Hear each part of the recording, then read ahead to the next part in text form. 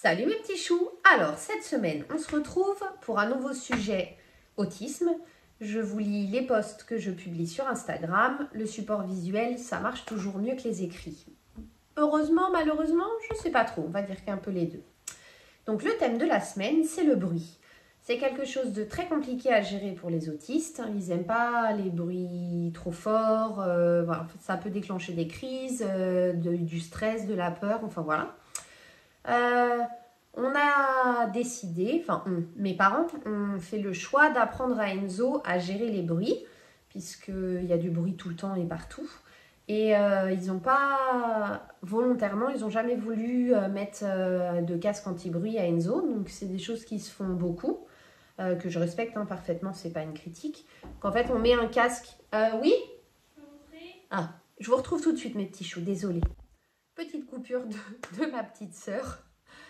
Du coup, je vous disais, je ne sais plus trop où j'en étais. Bon, le casque anti-bruit, c'est quelque chose qu'on met sur les oreilles et ça bloque les sons extérieurs. Donc, c'est hyper rassurant, c'est hyper sécurisant pour l'enfant.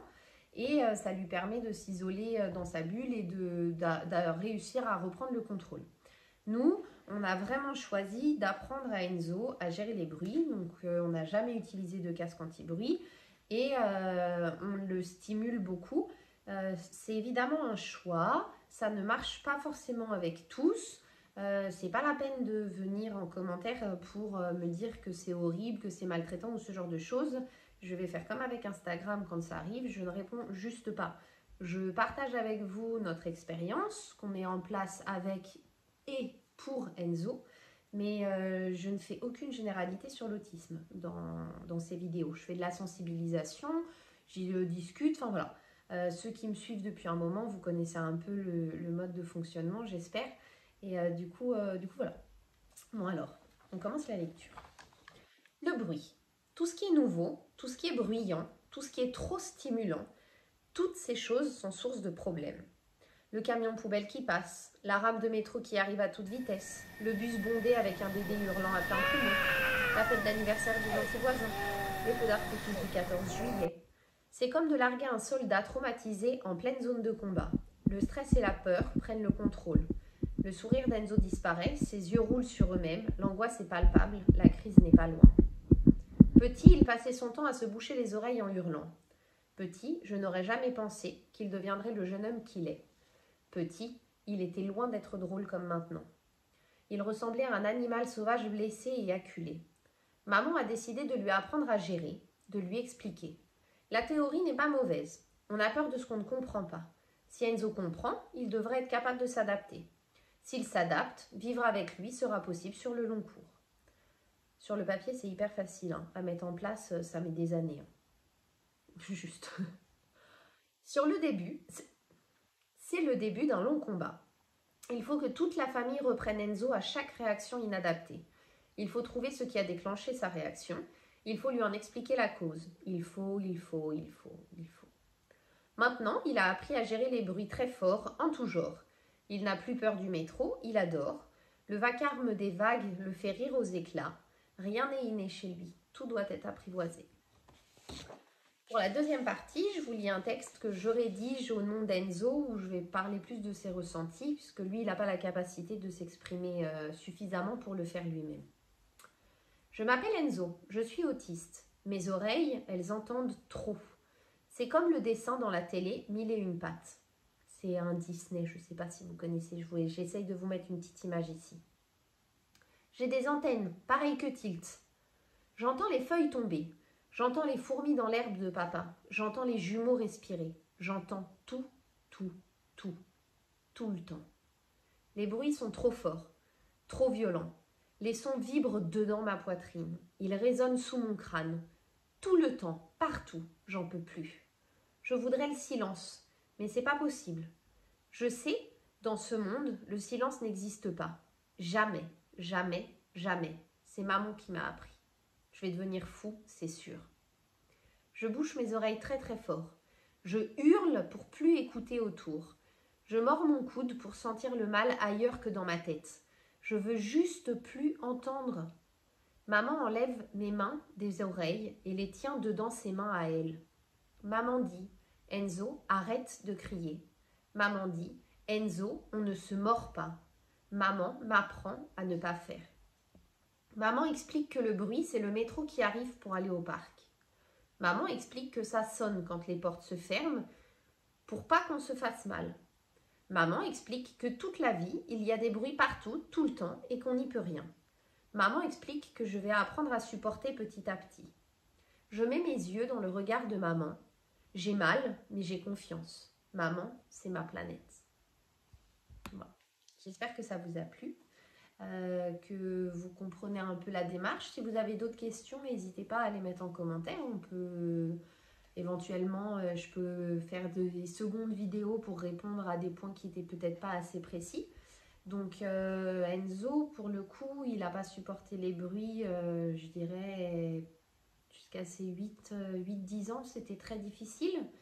Et maintenant, c'est quelque chose qui le stimule et qui va lui faire plaisir. Il adore prendre le métro maintenant. Il aime le bus, il aime écouter la musique à fond. Enfin voilà, on a vraiment réussi à appris ou formater, si vous préférez, sa capacité à gérer les sons. C'est quelque chose qui a été très difficile, qui a mis beaucoup de temps.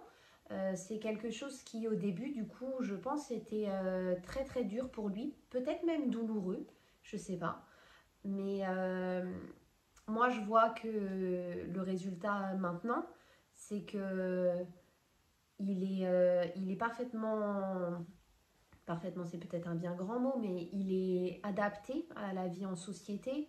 Il est adapté à sortir, prendre le métro, faire les courses et à supporter la musique dans le supermarché. Il est adapté quand les jumeaux invitent des copains et qui font du bruit.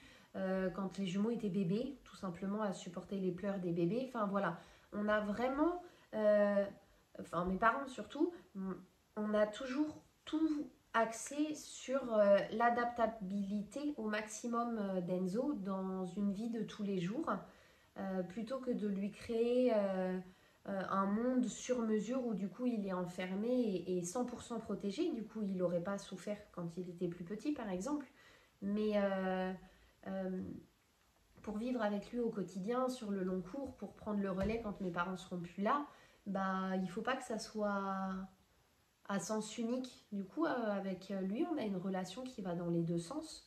Il apprend, on apprend, il s'adapte, on s'adapte et on essaye de trouver des arrangements qui soient vivables pour tout le monde.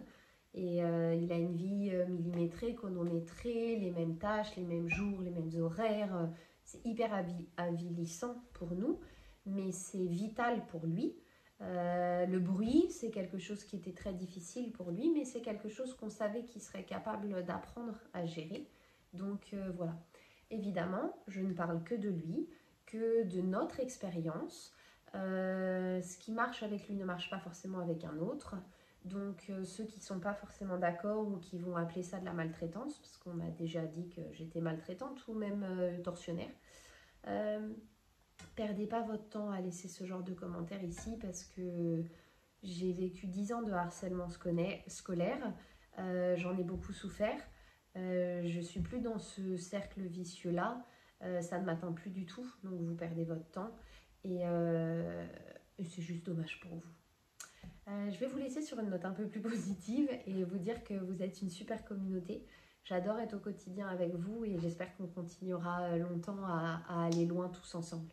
Je vous fais plein de bisous et je vous dis à la semaine prochaine mes petits choux. Mes petits choux, c'est encore moi. Je suis nulle en montage. Je suis presque sûre que je devrais pouvoir couper un morceau de la vidéo pour réinsérer ce morceau-là au bon moment. Je ne suis pas du tout sûre d'y arriver, même vraiment pas. Du coup, si jamais j'y arrive pas, bah, vous avez cette petite intro. Et sinon, je tenais à vous dire que j'ai oublié de vous lire la fin du post autisme, le bruit du point de vue d'Enzo. Et que bah, du coup, je trouvais ça un peu dommage. Et que bah, du coup, je vais vous le lire maintenant. Donc, ma dernière phrase, c'était « Je mets mes yeux dans le regard de maman. J'ai mal, mais j'ai confiance. Maman, c'est ma planète. » C'était une belle fin, cela dit. Je vais apprendre. Je veux plus avoir mal. Je veux plus détester les sons. Maman, elle est difficile, elle est dure, mais je sais qu'elle m'aide. Maintenant, je connais les bruits. Je mets la musique dans mes oreilles à fond. c'est beau et c'est fort. Donc Enzo n'a pas la capacité de s'exprimer de cette manière. S'il l'avait, peut-être que ça serait ces mots. Voilà, cette fois, je vous fais vraiment un bisou et je vous dis vraiment à la semaine prochaine. Mouah.